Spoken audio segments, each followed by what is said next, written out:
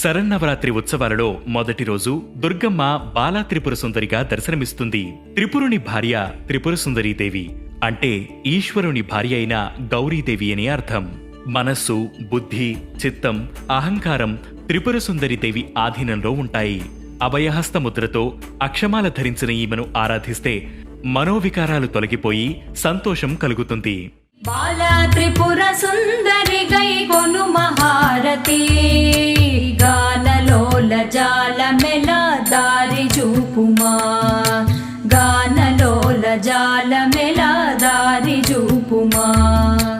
త్రిపుర సుందరీదేవి శ్రీచక్రంలోని త్రిపురాత్రయంలో మొదటి దేవత.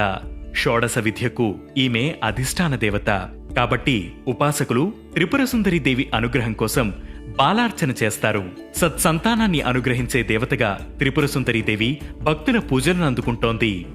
ఈ రోజు 2 నుంచి 10 ఏళ్లలోపు బాలికలను అమ్మవారి స్వరూపాలుగా పూజ చేసి కొత్త బట్టలు పెట్టాలి.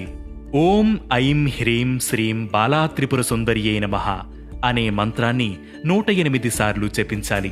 అమ్మవారికి పొంగని నివేదన చెయ్యాలి. త్రిసతి పారాయణ